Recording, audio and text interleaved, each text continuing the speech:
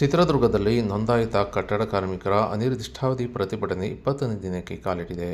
ನೋಂದಾಯಿತ ಕಟ್ಟಡ ಕಾರ್ಮಿಕರ ಬೇಡಿಕೆಗಳಾದ ಈ ಹಿಂದೆ ಬಿಜೆಪಿ ಸರ್ಕಾರದ ಅವಧಿಯಲ್ಲಿ ನೀಡುತ್ತಿದ್ದ ವಿದ್ಯಾರ್ಥಿ ವೇತನ ಮುಂದುವರಿಸಬೇಕು, 3 ವರ್ಷಗಳಿಗೊಮ್ಮೆ ನವೀಕರಣ ಮಾಡಬೇಕು, ಪಿಂಚಣಿಯನ್ನು 5,000ಗಳಿಗೆ ಹೆಚ್ಚಿಸಬೇಕು, ಜಿಲ್ಲಾ ಕಾರ್ಮಿಕ ಇಲಾಖೆ ಅಧಿಕಾರಿಗಳ ಕಚೇರಿಯಿಂದ ನೀಡಬೇಕು ಸೇರಿದಂತೆ ಹಲವು ಬೇಡಿಕೆಗಳ ಈಡೇರಿಕೆಗೆ ಆಗ್ರಹಿಸಿ ಅನಿರ್ದಿಷ್ಟಾವಧಿ ಪ್ರತಿಭಟನೆ ನಡೆಸುತ್ತಿದ್ದು 20ನೇ ದಿನಕ್ಕೆ ಕಾಲಿಟ್ಟಿದೆ.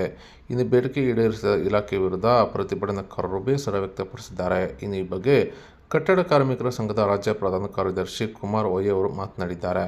ಕಳೆದ 20 ದಿನಗಳಿಂದ ಪ್ರತಿಭಟನೆ ನಡೆಸುತ್ತಿದ್ದೇವೆ. ಯಾವೊಬ್ಬ ಇಲಾಖೆ ಅಧಿಕಾರಿಗಳು ನಮ್ಮ ಸಮಸ್ಯೆ ಆಲಿಸಿಲ್ಲ. ಜಿಲ್ಲಾ ಉಸ್ತುವಾರಿ ಸಚಿವರಾಗಲಿ ಶಾಸಕರಾಗಲಿ ನಮ್ಮ ಸಮಸ್ಯೆ ಕೇಳಲು ಬಂದಿಲ್ಲ.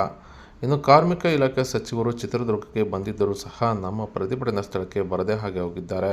ಇನ್ನು ಕಟ್ಟಡ ಕಾರ್ಮಿಕರನ್ನು ನಿರ್ಲಕ್ಷ್ಯ ಮಾಡಿದ್ದು ಇದರಿಂದಾಗಿ ಕಟ್ಟಡ ಕಾರ್ಮಿಕರಿಗೆ ನ್ಯಾಯ ಇಲ್ಲದಂತಾಗಿದೆ. ಇನ್ನು ನಮ್ಮ ಪ್ರತಿಭಟನೆ ನ್ಯಾಯಯುತವಾಗಿದ್ದರಿಂದ ನಮಗೆ ಬೆದರಿಕೆ ಕರೆಗಳು ಸಹ ಬರುತ್ತಿವೆ. ನಮ್ಮನ್ನು ಬೆದರಿಸುವ ಪ್ರಯತ್ನ ಇಲ್ಲಿ ನಡೆಯುತ್ತಿದೆ. ಇನ್ನು ಯಾರಿಗೂ ಕೂಡ ನಾವು ಹೆದರದೆ ನಮ್ಮ ಹೋರಾಟ ಬೇಡಿಕೆ ಈಡೇರದ ಹೊರತು ನಿಲ್ಲಿಸುವುದಿಲ್ಲ ಎಂದು ಕುಮಾರ್ ವೈ ಅವರು ಸ್ಪಷ್ಟನೆಪಡಿಸಿದ್ದಾರೆ. ಎಲ್ಲ ಯೋಜನೆಗಳು ತನಿಖೆ ಆಗಲೇಬೇಕು, ಬೇಕೇ ಬೇಕು.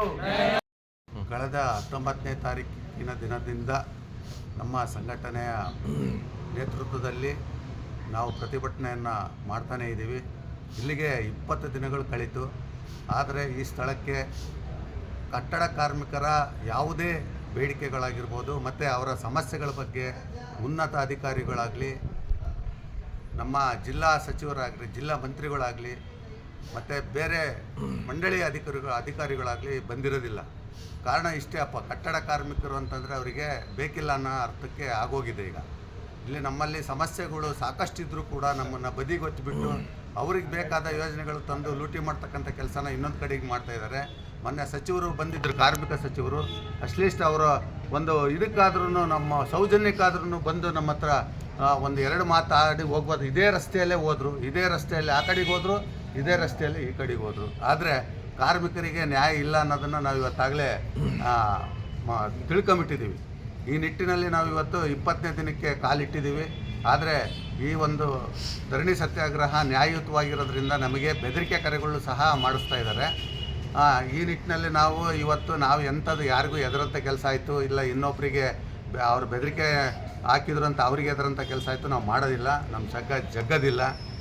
ನಮ್ಮ ಹೋರಾಟ ನಿರಂತರವಾಗಿರ್ತದೆ. ಈ ಸ್ಥಳಕ್ಕೆ ಇವತ್ತು ಜಿಲ್ಲಾಧಿಕಾರಿಗಳು ಬರ್ತೀವಿ ಅಂತ ಹೇಳಿದ್ದಾರೆ. ಅವರಿಗೊಂದು ಮನವಿನೂ ಕೂಡ ಸಲ್ಲಿಸಿಕೊಟ್ಟು ನಾವು ಕಾನೂನು ಹೋರಾಟ ಮಾಡಬೇಕಂತ ನಾವು ಇವತ್ತು ತೀರ್ಮಾನ ಮಾಡ್ಕೊಂಡಿದ್ದೀವಿ.